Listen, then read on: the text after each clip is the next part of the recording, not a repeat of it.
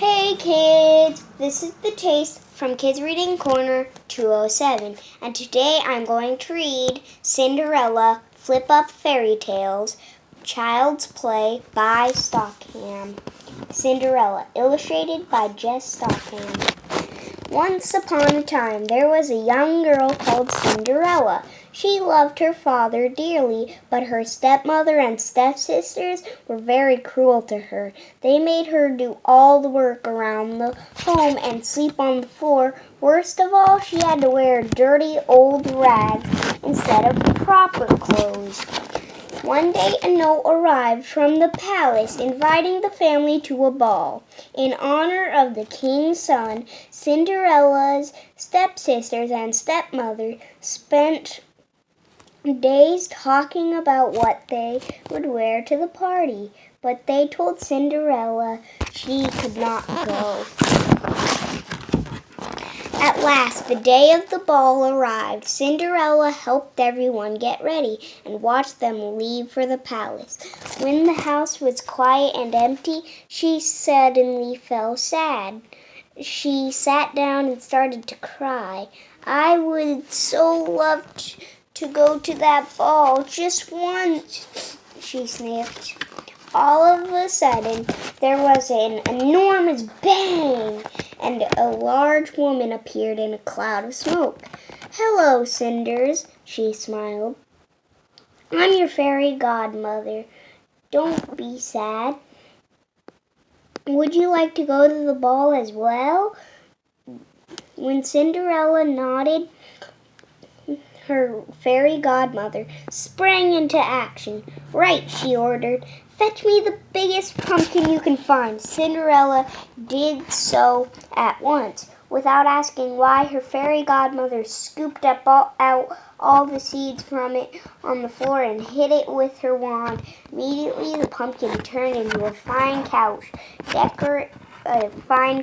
decorated with silver and gold. "Right," said the fairy godmother. "Now for the little horsepower." She pointed her wand at a family of mice playing in the garden. And all at once they became a team of 6 dappled horses. "Now, you will meet someone to take you," continued the godmother, turning a family of rats into finely dressed coachmen.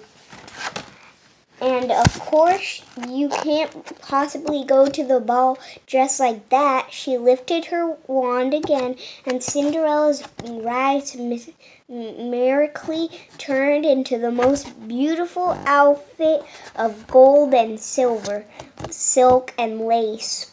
"Final touch," said the godmother. "A girl has to have great shoes." Suddenly, there appeared on Cinderella's tiny feet a pair of the most exquisite glass slippers. "Remember this," said the godmother. "I cannot keep this magic going on forever. You must leave the ball before midnight." Cinderella nodded. "Right, time to go. You mustn't be late." And Cinderella found herself carried off to the palace in a flash. When she arrived, everyone wanted to know who the lovely princess was, with her majestic coach and fine servants. "What a beautiful girl!" exclaimed the queen. "In such splendid clothes," agreed the queen. The prince walked right up to her. "Will you dance with me?" he asked. "Of course," agreed Cinderella, and 2 of them danced all the way around the palace and back again. They ate the finest food and drank the nicest drinks and danced some more. They were interested in all the same things and talked without stopping once. Cinderella was enjoying herself so much she forgot to look at the clock all evening. The clock began to strike midnight. She remembered her fairy godmother's warning, but her beautiful dress was already starting to fray. Cinderella screamed and ran as fast as she could out of the ballroom and down the long corridors towards the palace gates. When she got there, her clothes were in tatters, and the waiting coach had turned back into a simple pumpkin surrounded by a noisy pack of mice and rats. The prince chased Cinderella, but could not keep up. He stopped at the palace gates to pick up one of the precious glass shoes that had slipped off her foot.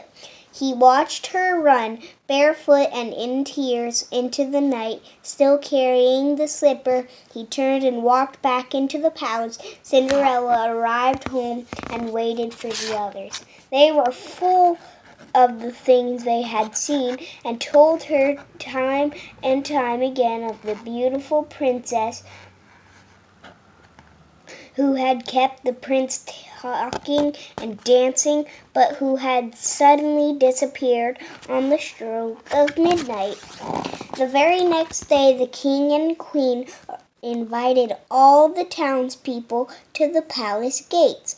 A footman held up the glass slipper Cinderella had left behind. "The prince would like to meet whoever fits this," he announced. For further talking and dancing, all the women lined up to try on the shoe, but it did not fit a single one.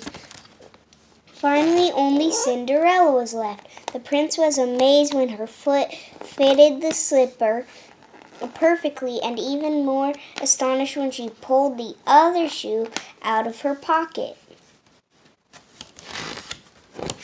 "I'm not a real princess with a beautiful ball gown," admitted Cinderella, "and I don't really have a coach and footman." "It doesn't matter," replied the prince. "As long as you can talk and dance like last night, we'll have tons of fun together."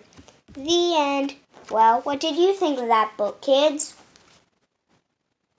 Well, I thought it was a great book because it was where Cinderella, she was a maid and she had to work for her stepmother and her stepsisters, and she was actually a princess that sneaked out and went to the ball gown, and at the end the prince found her slipper and he tried every woman in town and she was the only one who fit the slipper. Well, the end. Thanks for listening and read lots.